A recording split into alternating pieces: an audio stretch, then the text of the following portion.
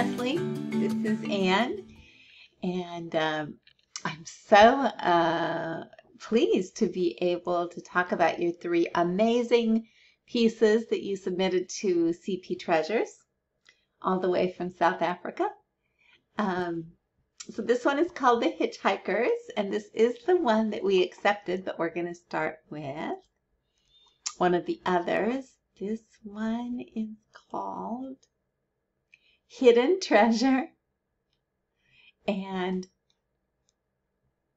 I think this is called, Is It Dark Yet? Wow, I mean, these are just fantastic pieces. I'm actually going to start with this one, Hidden Treasure. I just feel like, so when we choose work for CP Treasures, we're looking for something that literally sort of stops you in your tracks as you turn each page of the book. And this would stop you in the tracks because you don't see what you're supposed to see. You don't see what the subject is. But it's almost a little too hard to see. It is remarkable, the camouflage that this bird has. The leaves are fantastic. You just do such a beautiful job of texture and precision. And, leaves go wrong when these veins,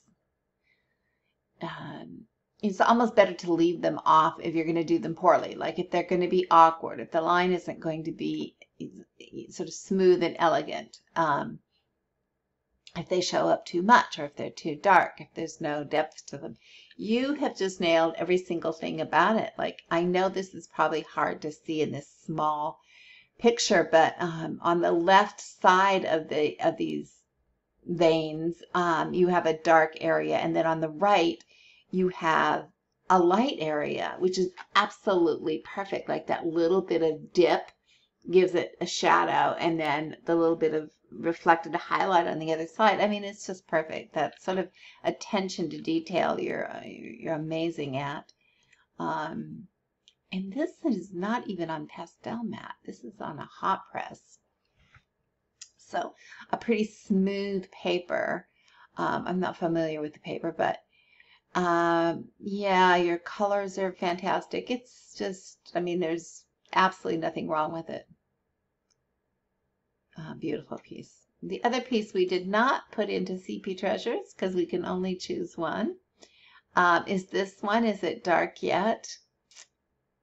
And I wish I knew what they were. Like, the only word that's popping into my head is marsupial, and I don't even know if it is a marsupial. I mean, well, because I don't know what it is. It's cute. This isn't one of those, no, I don't know what this is. I feel foolish.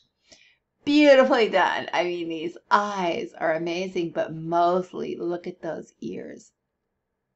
The light going through the ears. That is just beautiful. Your fur is wonderful. I think this is on pastel matte. It kind of has that feel. This back here, one of the best bokeh blurry backgrounds that I've seen, because these circles, your blobs are like so interwoven, like it's not just one blob next to another blob. I see that quite often, and it's not as convincing, as a blurry background. But here you have them overlapping each other and all sort of interwoven, and that is perfect. That makes a perfect blurry background. Personally, I'm sure the photo is two of them. I believe this is another one anyway. I might have left her out. I might have focused just on the one, because I actually think it detracts. My eye goes from here to there, and then I have to stop and think a little bit. Is that another one? Oh, it's all blurry. Clearly a camera effect. So yeah, I think it might have been a little more successful had it only been this guy. And he, she, it. Perfectly drawn. I even don't mind. Now, normally I might say something about this green down here in the corner because it's the only green in the piece, So if there were a little bit up here also, it would like frame, how can I do that? Sort of nicely frame this and this, like sort of off the picture and like mirroring each other so that the focus would be in the middle. Generally just having one color that having a color that is not represented anywhere else in the piece on an outer corner is kind of a no-no, because your eye is attracted to novelty and, oh, there's a new color, and out your eye goes.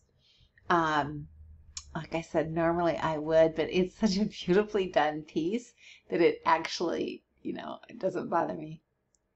Yeah, very nice. But the piece that we accepted is called The Hitchhikers. And oh my gosh, my heart just, I don't know, it just got warm and fuzzy and fell in love with this piece the minute I saw it. These birds are beautifully done. I have to say one thing. These eyes look like they're stuck on, like they are fried eggs, little baby fried eggs.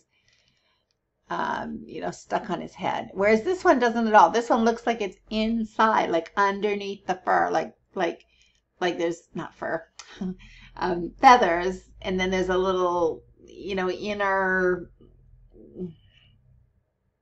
patch that isn't feathers. Whereas over here, those really look stuck on. I can't imagine that's really the way they look. Maybe it's just because it's missing the dark in the middle. I don't know. But that's a little too bad.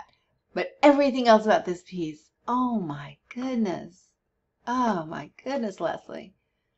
I mean, this is just a masterpiece. This bird is so realistic. Every feather.